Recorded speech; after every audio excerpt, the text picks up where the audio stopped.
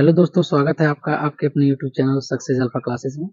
आज मैं कक्षा 12 का भौतिक विज्ञान के मोस्ट इंपॉर्टेंट 5 क्वेश्चन लाया हूं, जो कि आपके 2026 से रिलेटेड है एग्जाम के पर्पज से। और ये आपका जो 2026 का एग्जाम है, इसमें बार-बार पूछे जाने वाला प्रश्न है। तो 5 मोस्ट इंपॉर्टेंट अध्याय 1 से लाया हूं। तो देखिए, पहला क्या है, कूलाम के नियम की व्याख्या कीजिए। दूसरा, वैद्युत क्षेत्र किसे कहते हैं तथा विद्युत क्षेत्र की तीव्रता ज्ञात कीजिए। अगला, विद्युत फ्लक्स किसे कहते हैं। अगला, विद्युत द्विध्रुव तथा विद्युत द्विध्रुव आघूर्ण ज्ञात कीजिए। और गॉस का नियम। देखिए, ये पहला पहला और अंतिम जो कि मोस्ट इंपॉर्टेंट है। तो आइए समय न गवाते हुए बढ़ते हैं अपने क्वेश्चन की तरफ। तो कूलाम का नियम क्या होता है, पहले हम लिखेंगे कूलाम का नियम। देखिए, आपको शुरू यहां से करना है। ये तो मैंने क्वेश्चन लिख रखा है, लेकिन लिखने का तरीका क्या होता है, आपकी कॉपी में यहां से शुरू करना है। कोई भी प्रश्न उत्तर डाल के आप शुरू कर सकते हैं।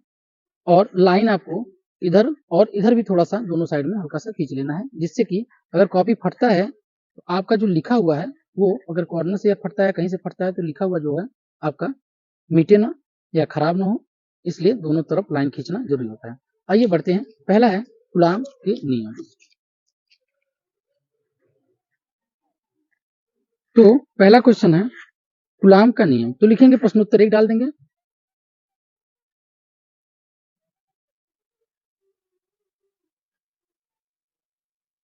आप हेडिंग लिख लेंगे कूलाम का नियम।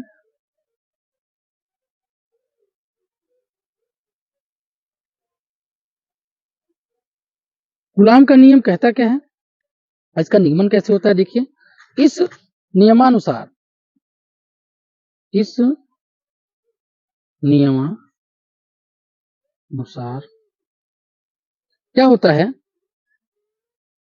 दो दो स्थिर बिंदु आवेशों के दो स्थिर बिंदु आवेशों के मध्य लगने वाला आकर्षण या प्रतिकर्षण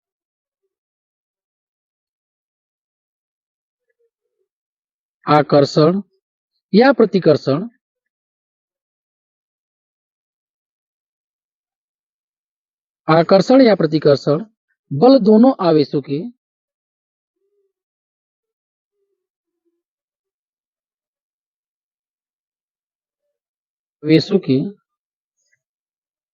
परिणामों के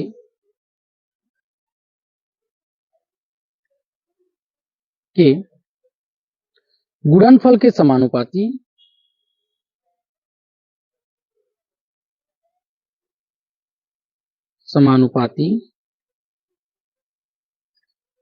एवं उनके मध्य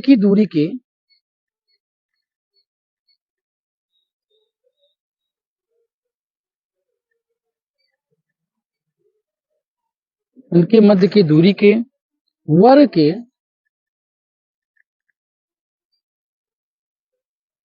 व्युत्क्रमानुपाती होता है।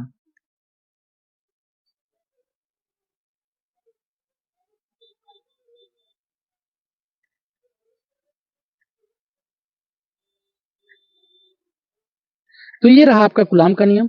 दो स्थिर बिंदु आवेशों के मध्य लगने वाला आकर्षण या प्रतिकर्षण बल दोनों आवेशों के परिणामों के गुणनफल के समानुपाती उनके मध्य की दूरी के वर्ग के व्युत्क्रमानुपाती होता है। मानिए कि दो आवेश यहाँ पे ऐसे हैं, ऐसे मैंने बनाया। ये आपका है Q1 और ये है Q2।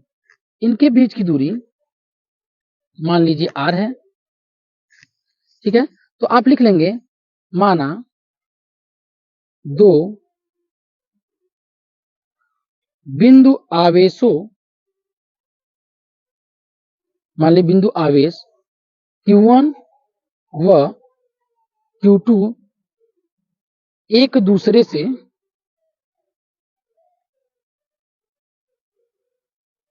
दूसरे से R दूरी पर हो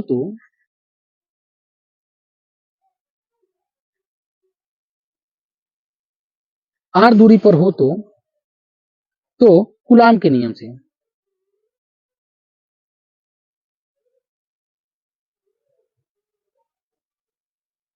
कूलाम के नियम से। देखिए कूलाम के नियम से करेंगे तो ये बल बोला है, बल के समानुपाती होता है क्या, Q1 इंटू Q2 तथा उसके दूरी के व्युत्क्रमानुपाती होता है दूरी के वर्ग के व्युत्क्रमानुपाती। ये आपका समीकरण 1 हो गया, ये आपका हो गया समीकरण नंबर 2। तो क्या करते हैं समीकरण 1 और 2 से, समीकरण 1 व 2 से तो लिख लेंगे F समानुपाते Q1 Q2 बटे R स्क्वायर। जहां क्या करेंगे अगले पेज पे देखते हैं, यहां क्या करेंगे तो यहां हमने लिखा है F समानुपात Q1 Q2, F बराबर कर देंगे कि एक नियतांक आ जाता है, यहां लिख देंगे Q1 Q2 बटे R स्क्वायर। ये आपका कूलाम का जो फार्मूला है कूलाम के नियम से उस पर लगने वाले बल का दिया गया। अब लिखेंगे जहां एक नियतांक है, ये एक नियतांक है, तो देखिए k बराबर क्या होता है 1 बटे 4 पाई एप्सिलॉन नॉट। तो जहां k का मान होता है आपका 9 गुणे 10 घाते 9 न्यूटन मीटर स्क्वायर प्रति कूलाम का स्क्वायर। ये रहा आपका फार्मूला। k बराबर ये होता है और इसका ही मान होता है 1/4 पाई एप्सिलॉन नॉट, क्योंकि k के बराबर है और k इसके बराबर है 9 गुणे 10 के घाते 9 न्यूटन मीटर स्क्वायर प्रति कूलम स्क्वायर। अब अगर आप इसमें एप्सिलॉन का मान देखेंगे तो इसमें एप्सिलॉन का मान हो जाएगा आपका 8.85 इंटू 10 के पावर माइनस 12 सी स्क्वायर न्यूटन मीटर स्क्वायर। देखिए 4 का मान तो 4 रहेगा, पाई का मान 3.14 लगाते हैं और के का मान जो है अगर इसकी तुलना करते हैं तो एप्सिलॉन नॉट का मान आपका ये आ जाता है। अगर एप्सिलॉन नॉट की बीमा की बात करें या बीमा की बात करें तो m इनवर्स l के पावर -3 t के पावर 4 और ये स्क्वायर, ये रहा आपका बीमा। तो ये पूरा कूलाम का नियम रहा जो कि आपका 4 नंबर में पूछा जाता है। अब एप्सिलॉन नॉट जो है, एप्सिलॉन नॉट क्या दर्शाता है, यह निर्वात की विद्युतशीलता को दर्शाता है, यह निर्वात की विद्युतशीलता को दर्शाता है। ठीक है, ये रहा आपका पहले क्वेश्चन का जवाब। आइए बढ़ते हैं दूसरे क्वेश्चन की तरफ। विद्युत क्षेत्र किसे कहते हैं तथा विद्युत क्षेत्र की तीव्रता ज्ञात कीजिए। तो दूसरा क्वेश्चन हम आगे करते हैं आगे, तो प्रश्नोत्तर 2 डाल देंगे।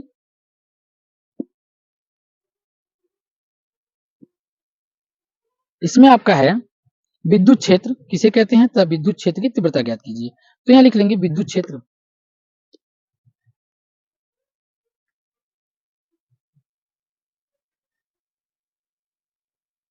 विद्युत क्षेत्र को हम लोग परिभाषित कर लेंगे, किसी आवेश के चारों ओर, किसी आवेश के चारों ओर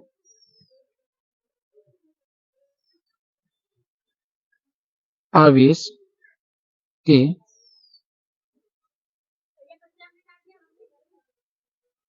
चारों ओर का वह क्षेत्र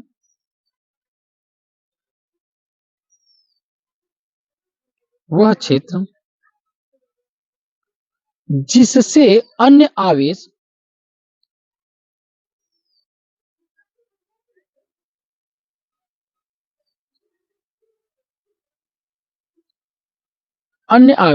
रखने पर वह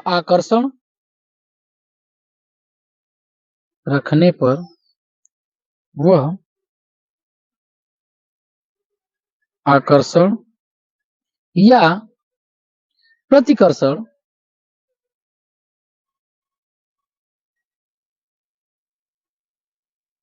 बल अनुभव करे,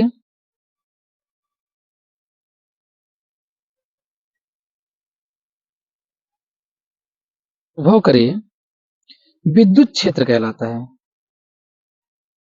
विद्युत क्षेत्र कहलाता है।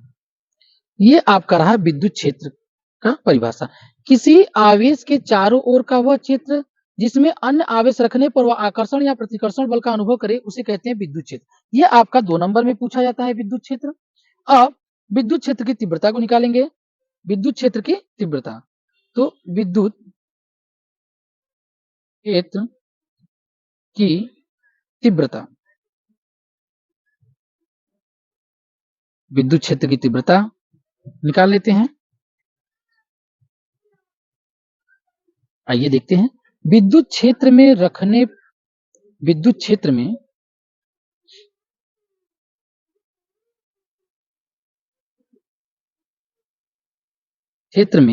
रखे प्रति एकांक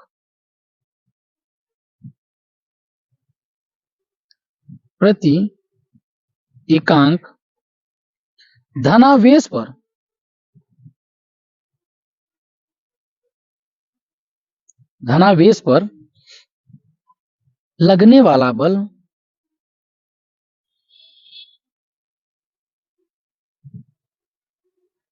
लगने वाला बल विद्युत क्षेत्र की तीव्रता कहलाती है।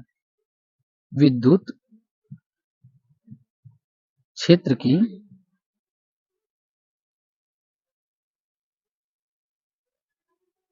तीव्रता कहलाती है।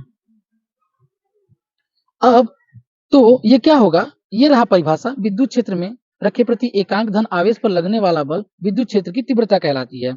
यदि विद्युत क्षेत्र में रखे विद्युत क्षेत्र में रखे आवेश, जो विद्युत क्षेत्र में रखा आवेश है वो अगर आपका Q नॉट पर लगने वाला बल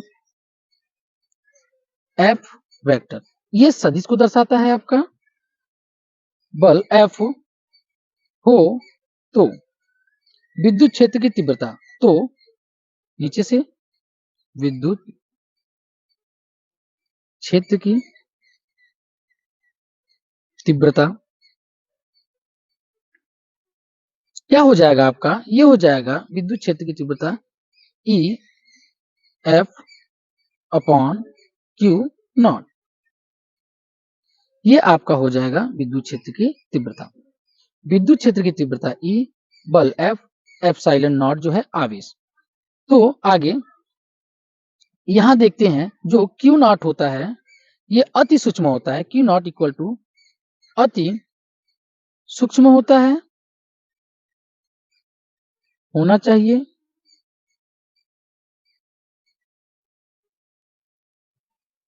तो विद्युत क्षेत्र की तीव्रता का परिशुद्ध रूप, तो विद्युत क्षेत्र की तीव्रता का परिशुद्ध रूप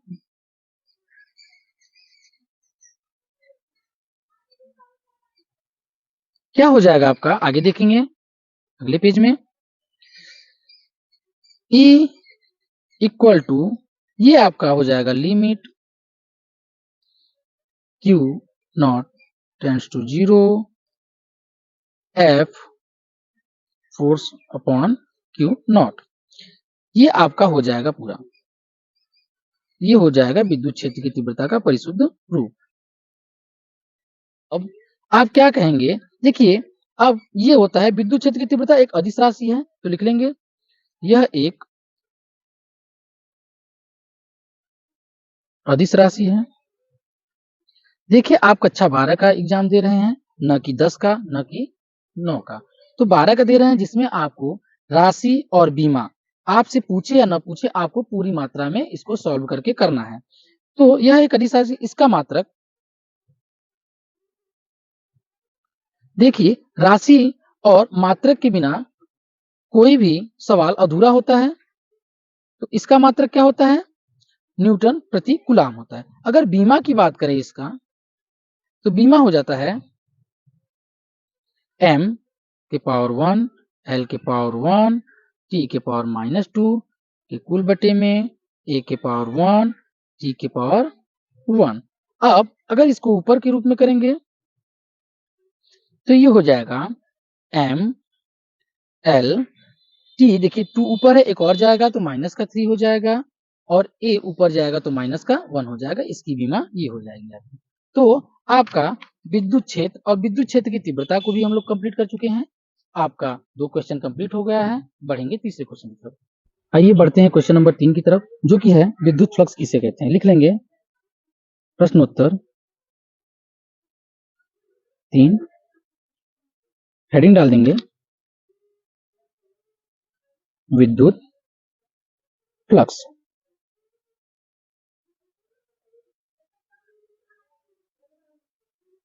देखिए विद्युत फ्लक्स क्या होता है।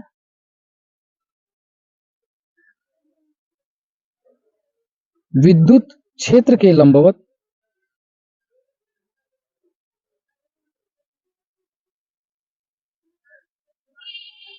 रखे एकांक पृष्ठीय क्षेत्रफल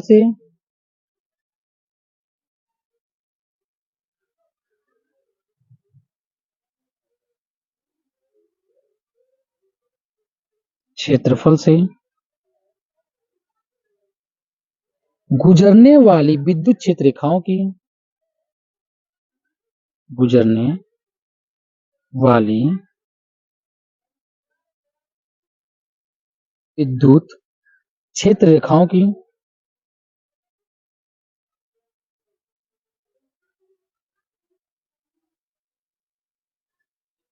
की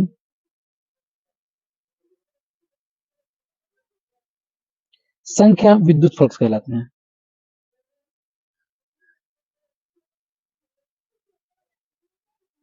विद्युत फ्लक्स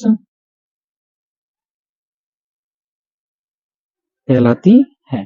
देखिए इसे इसे फाई से प्रदर्शित करते हैं, इसे फाई से प्रदर्शित करते हैं,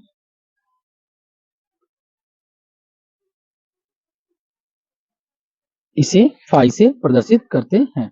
अब देखिए क्या बोला है कि किसी क्षेत्र में विद्युत क्षेत्र के लंबवत रखे एकांक पृष्ठीय क्षेत्रफल से गुजरने वाले विद्युत क्षेत्र रेखाओं की विद्युत फ्लक्स कहलाती है। रेखाओं को विद्युत फ्लक्स कहते हैं।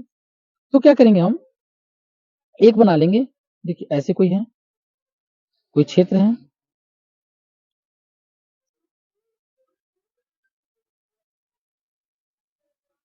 मान लीजिए किसी के लंबवत रखा गया है, तो और इसमें विद्युत क्षेत्र ई है, विद्युत क्षेत्र ई तथा क्षेत्रफल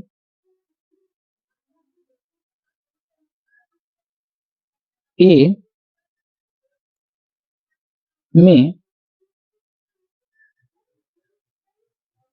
में रखा हो तो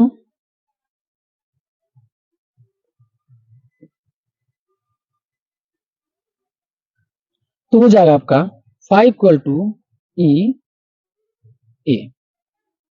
ये रहा आपका विद्युत फ्लक्स। अब विद्युत फ्लक्स यदि थीटा कोण पे झुका हो तो, यदि यदि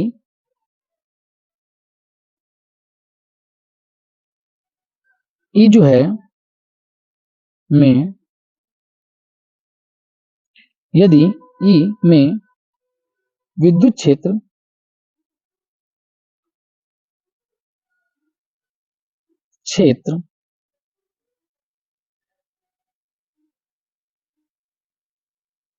क्षेत्रफल ए थीटा कोण पर झुका हो तो जैसे यहां देख लेते हैं, लंबवत है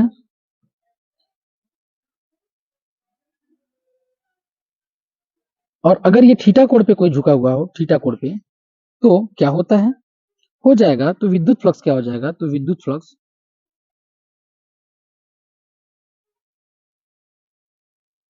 विद्युत फ्लक्स आपका हो जाएगा phi equal to E A cos theta, जहां अगर थीटा बराबर 0 हो तो phi equal to E A. देखिए कॉस 0 अंश का मान 1 होता है, तो 1 अगर रख देंगे तो आपका ये आ जाएगा। अगर थीटा कोण पे झुका हो तो ये लगाएंगे, नहीं तो अगर 1 आ गया तो ये कर देते हैं अगर थीटा कोण का है। अब अगले पेज पे चलते हैं। देखिए विद्युत फ्लक्स एक अदिश राशि होती है, यह एक अदिश राशि है।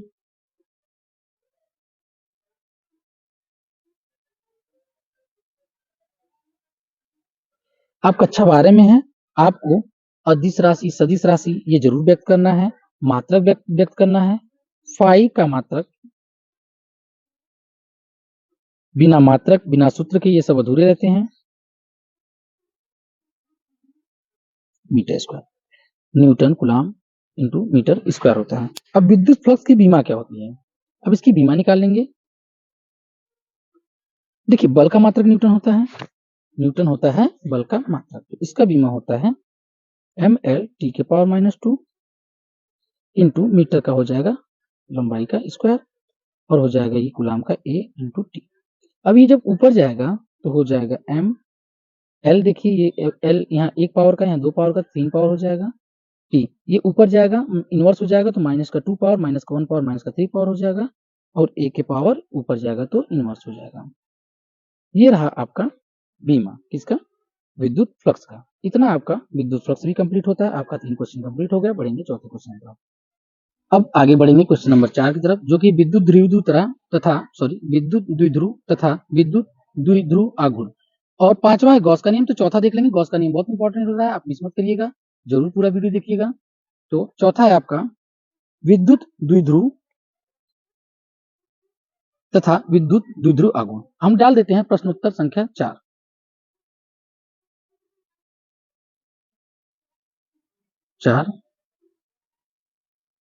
लाइन मैंने नहीं खींच रखा है, पिछले वाले में लाइन खींच रखा था, इधर अपने हाथ से ऐसे खींच लेते हैं, ऊपर तक खींचना होता है, मैंने इतना ही खींचा है, आप लोग ऊपर तक खींच लीजिएगा। लिखेंगे विद्युत द्विध्रुव, विद्युत द्विध्रुव। आइए विद्युत द्विध्रुव का परिभाषा लिख लेते हैं। यह है ऐसा निकाय जिसमें दो समान, ऐसा निकाय जिसमें दो समान परिणाम व विपरीत प्रकृति वाले परिमाण व विपरीत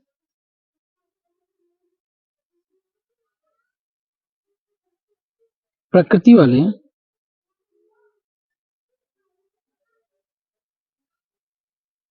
आवेश अल्प दूरी पर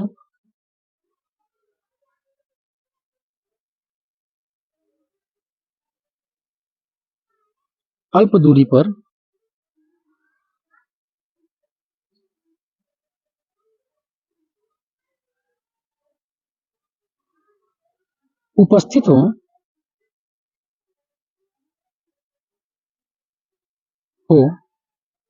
विद्युत द्विध्रुव कहलाता है, विद्युत द्विध्रुव कहलाता है। देखिए ये सब 2 नंबर में पूछा था परिभाषा। ऐसा निकाय जिसमें दो समान परिमाण व विपरीत प्रकृति वाले आवेश अल्प दूरी पर स्थित हो विद्युत द्विध्रुव कहलाते हैं। जैसे कि मान लीजिए दो समान परिमाण व विपरीत प्रकृति वाले जैसे कि मैंने कर दिया प्लस और यहाँ माइनस, ठीक है। जो विपरीत प्रकृति वाले हैं और अल्प दूरी पे, कुछ दूरी पे ही रहें, कुछ दूरी पे ही ये दूसरे के रहें, तो ऐसे जो प्रकृति होता है इसे विद्युत द्विध्रुव कहते हैं। तो आगे बढ़ेंगे,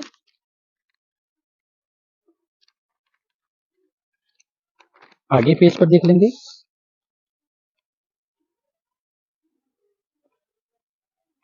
अब लिखेंगे विद्युत द्विध्रुव आघूर्ण, इसी में लिख लेंगे विद्युत द्विध्रुव आघूर्ण।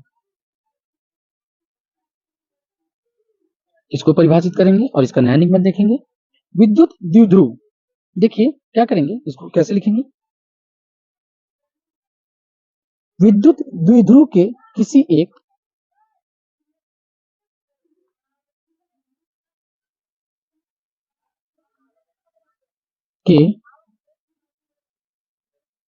एक आवेश के परिमाण एवं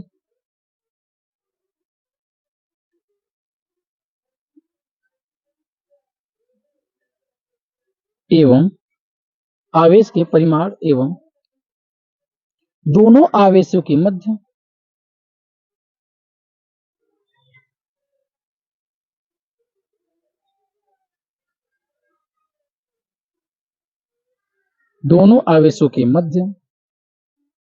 की दूरी के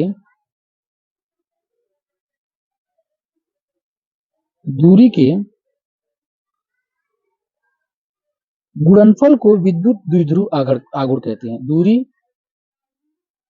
के गुणनफल को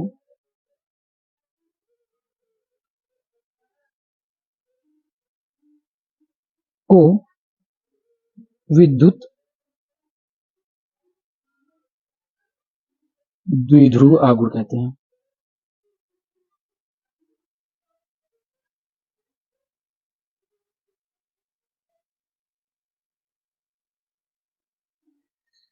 अब देखिए यह एक सदिश राशि है। देखिए कहते हैं ना कि सदिश अदिश राशि जरूर बताया कीजिए। यह एक सदिश राशि है।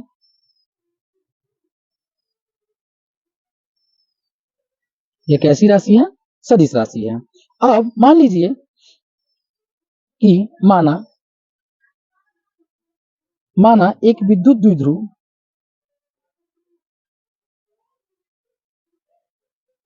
द्विध्रुव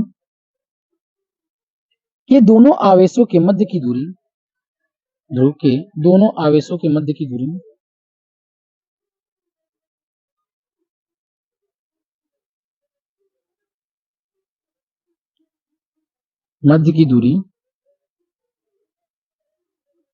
दूरी 2a है। अब जैसे मैंने बताया था कि एक प्लस आवेश है और एक माइनस आवेश है। चलिए इन दोनों के आवेशों के बीच की दूरी जो है ये 2a है। इसकी दूरी 2a है। मान लीजिए बीच में कोई बिंदु ले लेते हैं, ठीक है, तो ये दूरी हो जाएगा a और ये दूरी आपका हो जाएगा a, तो a मिलके पूरी दूरी हो जाएगी 2a। तो 2a है, तो विद्युत द्विध्रुव आघूर्ण, तो विद्युत द्विध्रुव आघूर्ण क्या हो जाएगा आपका? हो जाएगा ये P equal to Q into 2a। ये आपका हो जाएगा। देखिए सदिश राशि है तो यहाँ वेक्टर लग जाएगा, ध्यान दीजिएगा आप। और आवेश क्या होता है, देखिए दो आवेश है तो आवेश प्लस और माइनस है, ठीक है, तो इसको क्या करेंगे, Q ले लेंगे, एक प्लस का आवेश है Q का, एक क्यों माइनस का आवेश है Q का। ये आपका हो जाएगा पूरा फार्मूला। अब इसका मात्रक क्या होगा?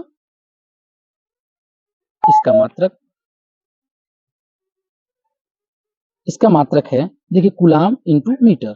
Q से होता है कूलाम इंटू मीटर। ये हो गया आपका मात्रक। अब एक बीमा निकाल लेते हैं। इसका बीमा निकालेंगे, सॉरी मीटर छोटे से करेंगे। अब बीमा निकालेंगे। इसकी बीमा होती है, कूलाम का हो जाएगा 80 और मीटर का हो जाएगा L। तो इसकी बीमा हो गई LAT या LTA। बढ़ते हैं अपने लास्ट क्वेश्चन की तरफ, गॉस के प्रमेय की तरफ, जो कि मोस्ट इंपॉर्टेंट में आता है। तो गॉस का प्रमेय प्रश्नोत्तर डाल देंगे गॉस के प्रमेय के लिए।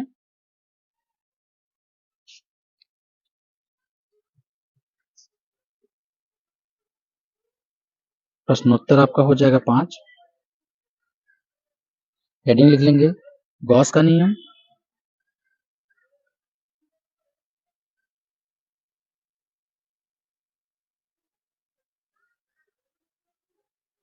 चलिए शुरू करते हैं गॉस का नियम। गॉस के नियमानुसार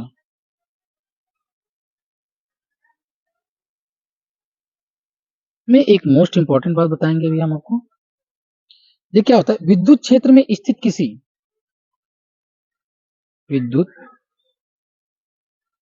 क्षेत्र में स्थित किसी बंद काल्पनिक पृष्ठ से बंद काल्पनिक पृष्ठ से संबंध विद्युत फ्लक्स का मान क्षेत्र से संबंध पृष्ठ से संबंध विद्युत फ्लक्स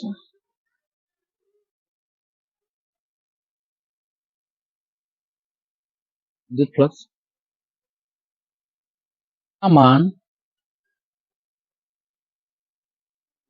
बंद वक्र में उपस्थित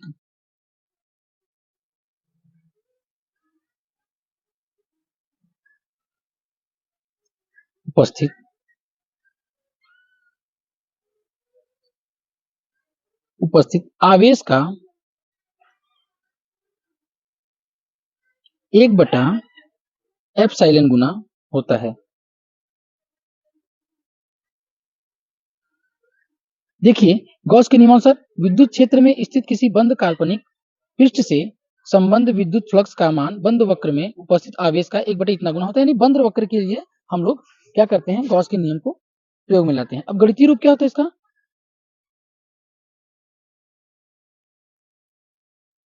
इसका गणितीय रूप होता है, देखिए, फाई इक्वल टू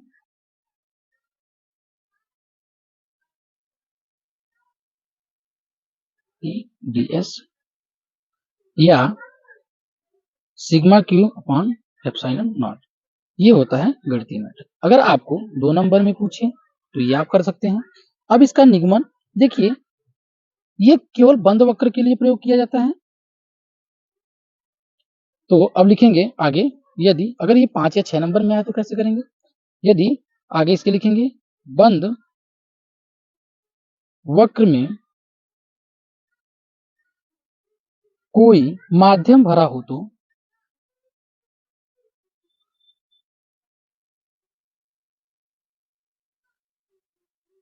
तो गॉस का नियमानुसार, गॉस का नियम,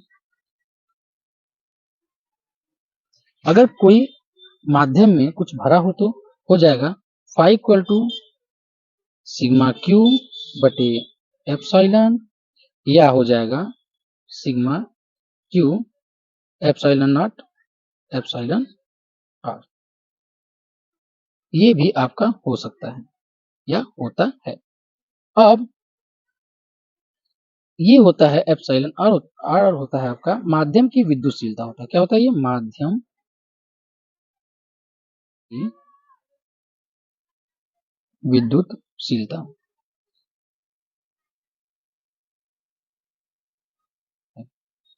आगे, अब गॉस के नियम की व्युत्पत्ति कहां से होती है, तो गॉस के नियम की व्युत्पत्ति देखिए, बंद वक्र के लिए प्रयोग करते हैं हम लोग गॉस के नियम को। तो हम लोग मान लीजिए कोई ऐसे बंद पृष्ठ बना लेते हैं, कैसा भी बना सकते हैं आप, ऐसा नहीं है कि आप ऐसा ही बनाइए जैसे मैं बनाया हूं। आप बस एक बंद वक्र बनाइए, एक इतना छोटा सा यहाँ कोई dr ले लीजिए, और ये थीटा है, और ये आवेश q, और ये ds लीजिए, और विद्युत क्षेत्र E है मान लीजिए। तो आगे लिखेंगे उत्पत्ति इसकी कैसे हुई, माना किसी बिंदु O पर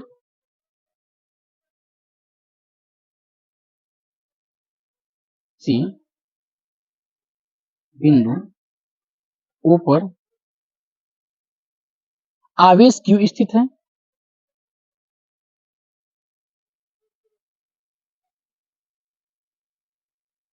बिंदु O हो गया मान लीजिए।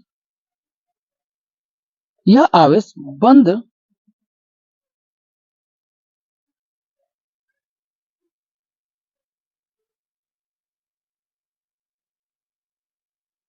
बंद पृष्ठ द्वारा घिरा हुआ है। पृष्ठ द्वारा घिरा हुआ है।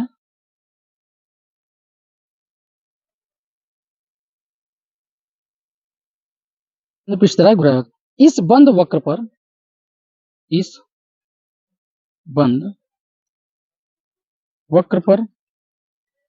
वक्र पर अल्पांश क्षेत्रफल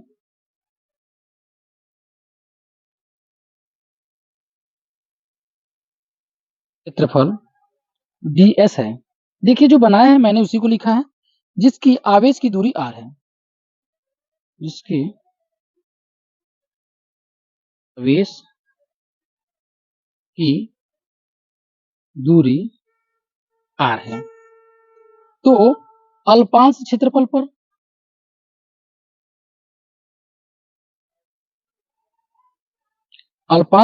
पर विद्युत क्षेत्र की तीव्रता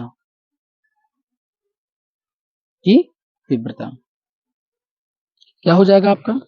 हो जाएगा E equal to 1/4 pi epsilon nought, और ये हो जाएगा Q बाई R स्क्वायर। ये आपका समीकरण नंबर 1 हो जाएगा। तो आगे देखेंगे अल्पांश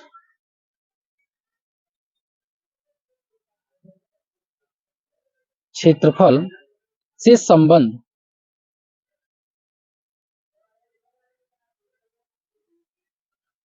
विद्युत फ्लक्स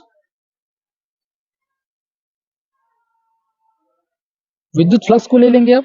तो विद्युत फ्लक्स हो जाएगा आपका, देखिए डी फाई अल्पांश लेंगे तो डी आ जाएगा आपका E ds cos थीटा।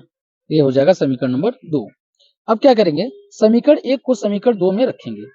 तो लिखेंगे समीकरण 1 को समीकरण 2 में रखने पर आगे देख लेंगे इधर करके। जब ये क्या है समीकरण 1 आपका ये है, समीकरण 2 यहां मान ये रखेंगे डी फाई।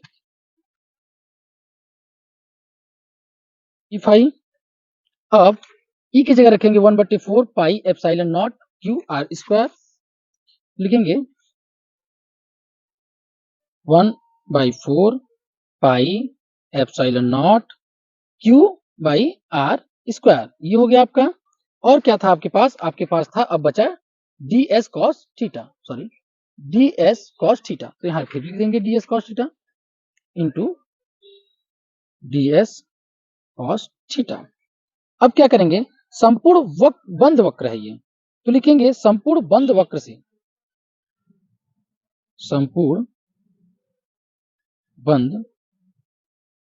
से संबंध विद्युत फ्लक्स बंद वक्र से विद्युत फ्लक्स। तो विद्युत फ्लक्स देखेंगे तो हो जाएगा phi equal to D phi equal to 1/4 pi epsilon nought Q by R square ds cos theta. तो यहां हो जाएगा फाई, क्यू ऊपर है आपका, क्यू 4 पाई एप्सिलॉन नॉट हो जाएगा आपका ये, इसके लिए ds cos थीटा बटे आर स्क्वायर। तो घन कोण की परिभाषा से देखिए, घन कोण की परिभाषा से घन कोण की परिभाषा क्या होता है? देखिए घन कोण का परिभाषा होता है आपका कि फाई डी बराबर 4 पाई होता है, और घन कोण आपका होता है ठोस कोण बटे घन कोण। 4 पाई होता है घन कोण का होता है, तो घन कोण हो जाएगा आपका, घन कोण से डी ये हो जाएगा ds cos थीटा बटे आर स्क्वायर। तो हो जाएगा फाई आपका क्यू 4 पाई एप्सिलॉन नॉट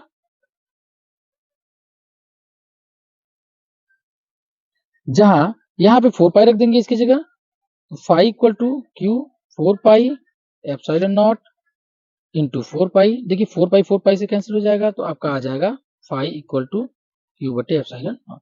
यही आपका गॉस का प्रमेय की व्युत्पत्ति हुई है। यही है गॉस का नियम।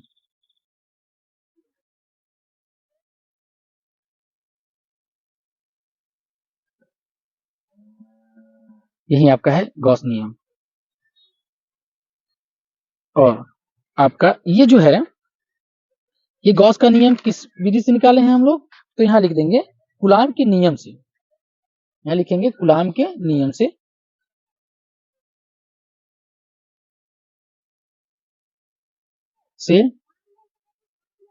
गॉस के नियम की व्युत्पत्ति।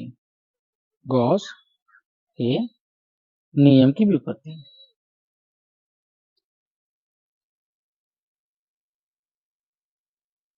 आपका रहा गॉस के नियम की व्युत्पत्ति किसके माध्यम से, कूलाम के नियम से। तो आपका 4 क्वेश्चन, सॉरी ये 5 क्वेश्चन आपका कंप्लीट होता है अध्याय 1 से। फिर अगले वीडियो में मिलते हैं 5 क्वेश्चन के साथ अध्याय 2 में। धन्यवाद।